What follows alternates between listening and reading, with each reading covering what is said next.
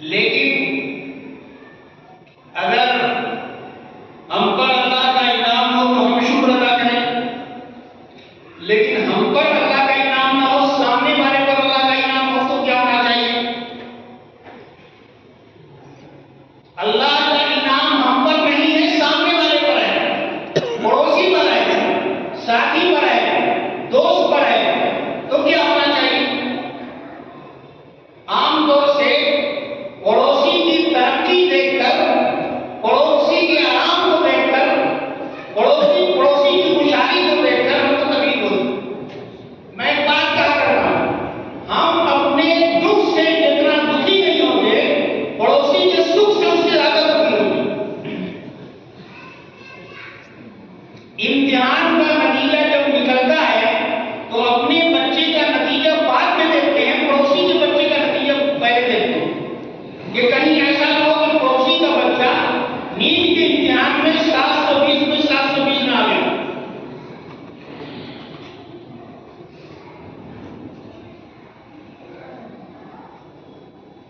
اسی کا نام ہے حسد۔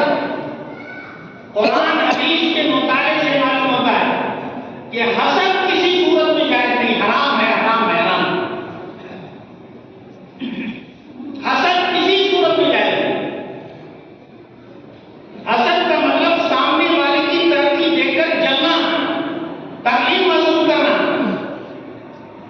اسی سے ملتی جلتی ایک چیز ہے جس کو غبطہ کہتے ہیں۔ غبطہ کہتے ہیں رش کرنے کو، یعنی سامنے والے کی نعمت دیکھ کر، ترقی دیکھ کر خوش ہونا، لیکن یہ تمنا رکھنا کہ اسی طرح کی نعمت ہم کو بھی مل جائے، اس کی ترقی رہے اور ہم کو بھی مل جائے۔ اگر یہ جذبہ ہوتا ہے تو واقعی اگر سامنے والے کی ترقی ہے تو یہ جذبہ جائز ہی نہیں بلکہ بعد میں کرو پسندیدہ ہے۔ اللہ کے رسول صلی اللہ علیہ وسلم نے فرمایا کہ غبطہ یعنی رش کرنا 2 صورتوں میں جائز ہے۔ پہلی صورت میں یہ ہے کہ سامنے والے کو اللہ نے قرآن کا علم دیا، دین کا علم دیا، قرآن کو سمجھتا ہے، قرآن پر عمل کرتا ہے، قرآن کی دعوت دیتا ہے، قرآن سے محبت کرتا ہے، قرآن کے مطابق فیصلہ کرتا ہے۔ آپ اس کے یہ عمل دیکھ کر یہ تمنا کریں کہ اللہ ہم کو بھی قرآن کا علم دے دے، ہم کو بھی دین کا علم دے دے، ہم کو بھی قرآن سمجھنے کی بات دے دے، ہم بھی قرآن کے مطابق فیصلہ کریں، قرآن سے محبت کرنے والے بنیں، قرآن کی دعوت دینے والے بنیں۔ اگر یہ جذبہ ہے اور یہ تمنا ہے تو نہ صرف جائز ہے بلکہ پسندیدہ ہے۔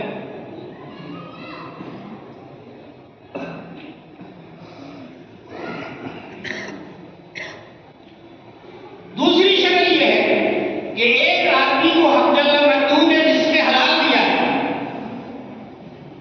دولت دی ہے، اس دولت کا صحیح استعمال کر رہا ہے، خیر کے کاموں میں خرچ کر رہا ہے، زکوٰۃ دیتا ہے۔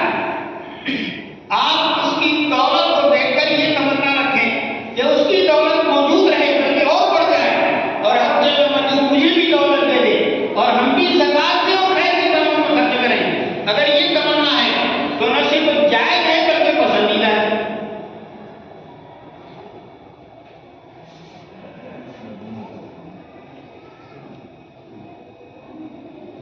حضرت گانوی رحمۃ اللہ علیہ سے کسی نے پوچھا کہ ایمان پر خاتمے کا کوئی نسخہ بتائیے۔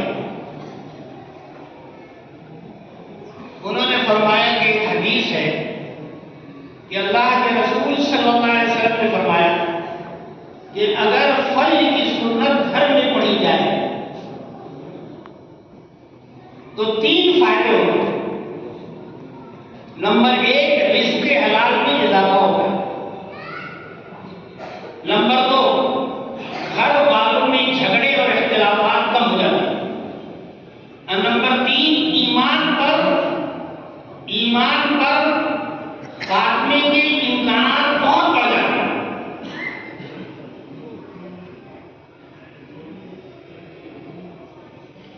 رزق حلال کے بہت سارے نسخے ہیں، ان نسخوں میں سے ایک نسخہ یہ ہے۔ ایک شکل یہ ہے کہ سامنے والے کی نعمت اور ترقی پر اس طرح خوش ہو جیسے کہ ہم کو ترقی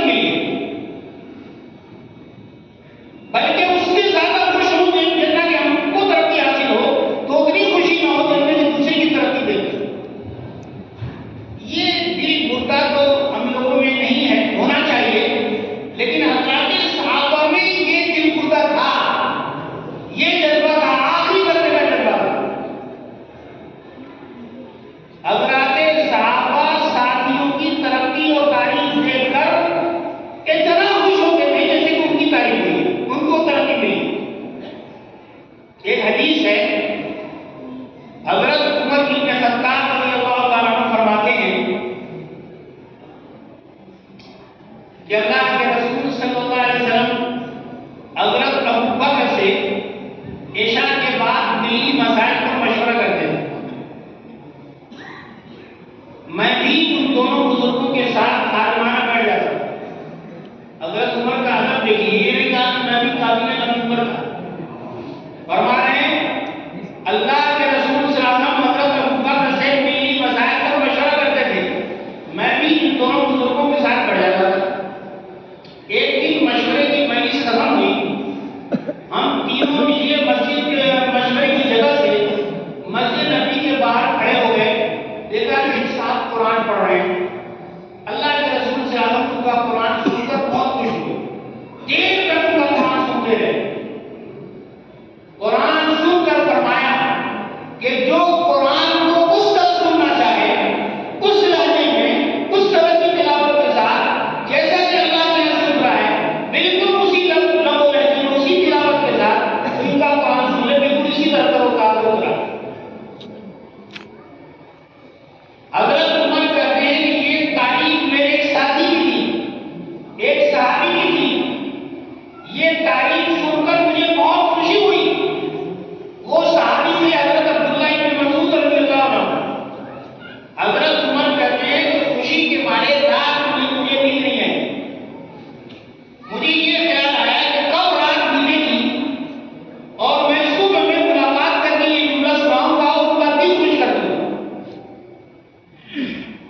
ہمارے سامنے اگر ہماری ساتھی کی تعریف کو ہم پھٹ کیڑے نکالتے ہیں، جل بن جاتے ہیں۔ حضرت عمر کہتے ہیں رات بھر مجھے نیند نہیں آئی، خدا